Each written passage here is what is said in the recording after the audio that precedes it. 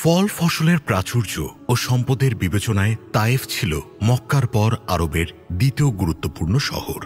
এই শহর ছিল বিখ্যাত প্রতিমা লাতের পূজা অর্চনারও কেন্দ্র, যেখানে নিয়মিত তীর্থযাত্রীরা আসত। তায়েফের ব্যক্তিরা ছিল প্রচুর অর্থ ও প্রাচুর্যের মালিক। পবিত্র কোরআনে তায়েফ ও মক্কার ব্যাপারে ইরশাদ হয়েছে, আর তারা বলে, এই কোরআন কেন অবতীর্ণ হল না দুই জনপদের কোনো প্রতিপত্তিশালী ব্যক্তির ওপর। সূরা যুখরুফ আয়াত ৩১। মহানবী সাল্লাল্লাহু আলাইহি ওয়াসাল্লামের চাচা আবু তালিবের মৃত্যুর পর আমাদের নবীজির ওপর কুরাইশদের অত্যাচার বৃদ্ধি পেতে থাকে। ফলে তিনি মক্কার বাইরে ইসলাম ও মুসলমানের নিরাপদ কেন্দ্র প্রতিষ্ঠার লক্ষ্যে মক্কা থেকে ৭৫ মাইল দূরে অবস্থিত নবুয়তের ১০ম বছর শাওয়াল মাসে তায়েফ গমন করেন। আমাদের নবী তায়েফে ১০ দিন গোপনে, প্রকাশ্যে, একাকী ও সামগ্রিকভাবে দাওয়াত দেন। তিনি বাজারে দাঁড়িয়ে কোরআন তিলাওয়াত করেন এবং ইসলাম ও মুসলমানের পক্ষে তাদের সাহায্য সহযোগিতা কামনা করেন। মুসলিম উম্মাহর ইতিহাস ১:৩৬২। তবে আমাদের নবী সাল্লাল্লাহু আলাইহি ওয়াসাল্লাম তায়েফে যাত্রা করেছিলেন আশা নিয়ে। তিনি ভেবেছিলেন তায়েফের মানুষজন তাকে সহযোগিতা করবেন, কিন্তু তিনি সহযোগিতা পাননি। তায়েফের অদূরে বনি সাকিফ গোত্রে মহানবী সাল্লাল্লাহু আলাইহি ওয়াসাল্লাম দুধ পান করেন এবং তায়েফ সর্দারদের একজন কুরাইশ গোত্রে বিয়ে করেছিল। দুধের আত্মীয় ও গোত্রীয় সম্পর্কের কারণে মহানবী সাল্লাল্লাহু আলাইহি ওয়াসাল্লাম তাদের থেকে সদাচার প্রত্যাশা করেছিলেন, কিন্তু তারা চূড়ান্ত পর্যায়ের দুর্ব্যবহার ও অত্যাচার করেছিল। একদিন রাসূল আয়েশা রাদিয়াল্লাহু আনহার ঘরে বসে তার সাথে গল্প করছিলেন। স্বামী স্ত্রীর মধুর গল্প যেমন হয়, ফেলে আসা পুরনো দিনের স্মৃতিচারণ করছিলেন। আয়েশা রাদিয়াল্লাহু তাআলা আনহা আমাদের রাসূলকে বদর, উহুদ ও অন্যান্য আরও যুদ্ধের কথা জিজ্ঞাসা করে বলেন, হে আল্লাহর রাসূল, উহুদের দিন তো বেশ বিভীষিকাময় ছিল। অনেক মানুষ নিহত হয়েছে, আবার অনেকে ঘোরতর আহত হয়েছে। এমনকি যুদ্ধের এক পর্যায়ে আপনার চেহারা ফেটে যায়, রক্ত বের হয়, আপনার সামনের পাটির দাঁত ভেঙে গিয়েছিল। আচ্ছা, এর চেয়েও ভয়াবহ কোনো দিন কি আপনার জীবনে এসেছিল? জবাবে নবীজি সাল্লাল্লাহু আলাইহি ওয়াসাল্লাম বললেন, হ্যাঁ এসেছিল আয়েশা। তোমার জাতির অকথ্য নির্যাতন তো আমি সহ্য করেছি, কিন্তু সবচেয়ে নিদারুণ কষ্ট আমাকে সহ্য করতে হয়েছিল আকাবার দিনে। আমি বনু সাকিফের ৩ জন ব্যক্তির কাছে আমার বক্তব্য পেশ করছিলাম। এরা ছিল আবদে ইয়ালেল ইবনে আবদে কুলাল, আমর ইবনে উমরের ছেলে মাসউদ ও হাবিব। এই ৩ ব্যক্তি ছিল বনু সাকিফের নেতৃস্থানীয় ব্যক্তি। একদা রাসূল তাদের সাথে বসে আলাপ করেন এবং তাদেরকে ইসলামের প্রতি আহ্বান করেন। ইসলামের সাহায্যে এগিয়ে আসার জন্য তাদের অনুরোধ করেন। জবাবে তাদের একজন বলেছিল, খোদা কি অন্য কাউকে পাননি যে তোমাকে পাঠিয়েছে? তাদের মধ্যকার অন্য একজন বলে, তোমাকে যদি আল্লাহ পাঠিয়ে থাকে আমি কাবা ঘরে আস্ত একটা গিলাফ দেব। তৃতীয় জন বলে, আমি কখনোই তোমার সাথে কথা বলবো না। যদি তুমি রাসূল হয়ে থাকো তাহলে তোমার সঙ্গে কথা বলা আরও বিপজ্জনক, আর তুমি যদি মিথ্যাবাদী হয়ে থাকো তাহলে তোমার সঙ্গে আমার কথা বলাই অনুচিত। রাসূল তাদের কথা শুনে মর্মাহত হন, বিষণ্ণ মন নিয়ে সেখান থেকে চলে আসেন। তাদের কথা শুনে রাসূলুল্লাহ সাল্লাল্লাহু আলাইহি ওয়াসাল্লাম বের হয়ে এলেন এবং তাদের অনুরোধ করলেন তারা যেন এসব কথা প্রচার না করে। কিন্তু তারা তা প্রকাশ করল এবং সাধারণ মানুষদের মহানবী সাল্লাল্লাহু আলাইহি ওয়াসাল্লামের বিরুদ্ধে খেপিয়ে তুলল। সিরাতে ইবনে হিশাম, পৃষ্ঠা ১০৮। রাসূলুল্লাহ সাল্লাল্লাহু আলাইহি ওয়াসাল্লাম সেদিনের কথা বর্ণনা করতে গিয়ে আয়েশা রাদিয়াল্লাহু তাআলা আনহাকে বলেন, আমি বিষণ্ণ মন নিয়ে চলে এলাম। রাসূল পাক মূলত দ্বীনি দাওয়াতের পেছনে মানুষের অনাগ্রহ দেখে কষ্ট পেতেন। আল্লাহ যেমনটা বলেছেন, তারা যদি এই কথার প্রতি ঈমান না আনে তাহলে হয়তো আপনি তাদের জন্য অতিরিক্ত আফসোস করে করে নিজেকে শেষ করে দেবেন। সূরা কাহফ আয়াত ৬। সাহাবারা যখন হাবশাতে হিজরত করলেন তখন কুরাইশরা তাদের সেখান থেকে ফিরিয়ে আনার জন্য লোক পাঠান। সেখানে তারা নবী ও সাহাবাদের বিরুদ্ধে কুৎসা রটাল। হাবশার বাদশার কাছে গিয়ে আবেদন করল তিনি যেন এদের তার সাম্রাজ্য থেকে বের করে দেন, আপন দেশে পাঠিয়ে দেন। তারাই এদের ব্যাপারে দেখবে, তারাই এদের সম্পর্কে ভালোভাবে অবগত। তারা মহানবী সাল্লাল্লাহু আলাইহি ওয়াসাল্লামকে তায়েফ ত্যাগের নির্দেশ দেয় এবং ফেরার সময় উশৃঙ্খল বালকদের লেলিয়ে দেয়। তারা নবীজি সাল্লাল্লাহু আলাইহি ওয়াসাল্লামের দিকে পাথর নিক্ষেপ করে এবং গালাগাল করে। শরীরের রক্তে তার জুতা ভরে যায়। এ সময় তার পালক পুত্র যায়েদ রাদিয়াল্লাহু তাআলা আনহু অসামান্য আত্মত্যাগ স্বীকার করেন। তিনি মহানবী সাল্লাল্লাহু আলাইহি ওয়াসাল্লামের জন্য ঢাল স্বরূপ হয়ে দাঁড়ান।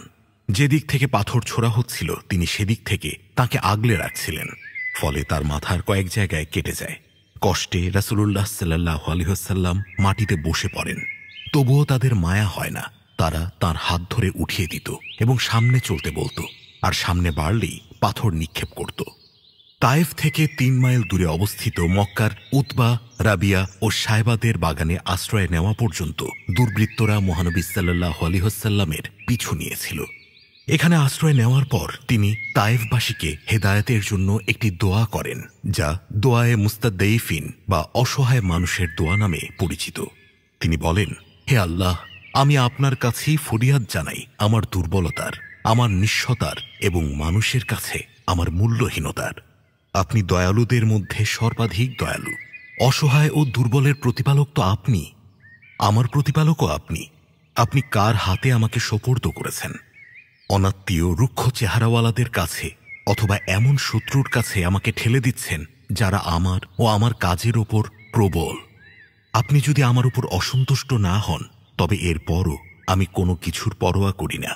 তবে আপনার পক্ষ থেকে নিরাপত্তা ও আফিয়াত আমার জন্য অধিক প্রশস্ত।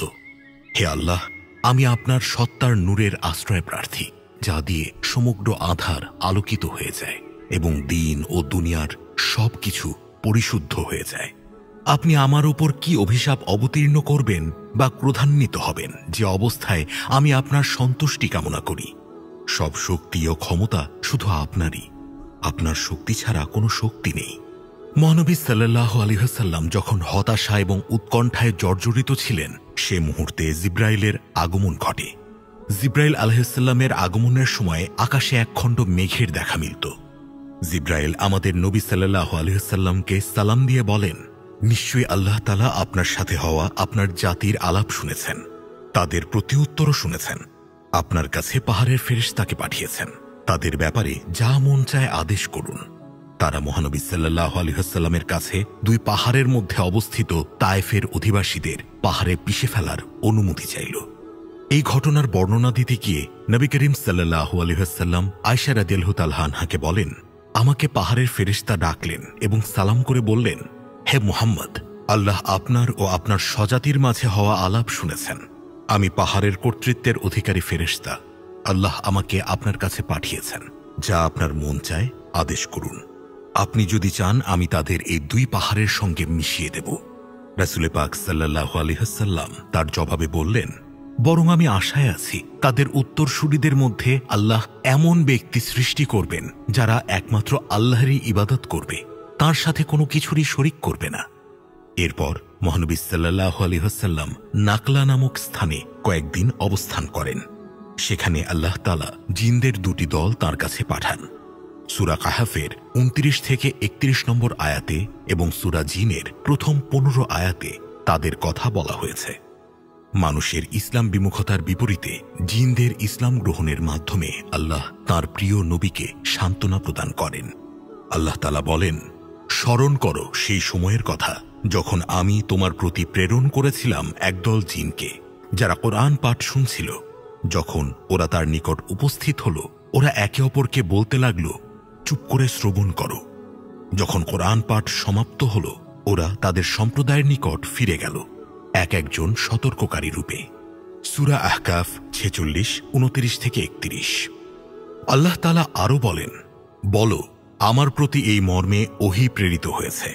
জিনদের একটি দল মনোযোগ সহকারে শ্রবণ করেছে এবং বলেছে, আমরা তো এক বিস্ময়কর কোরআন শ্রবণ করেছি।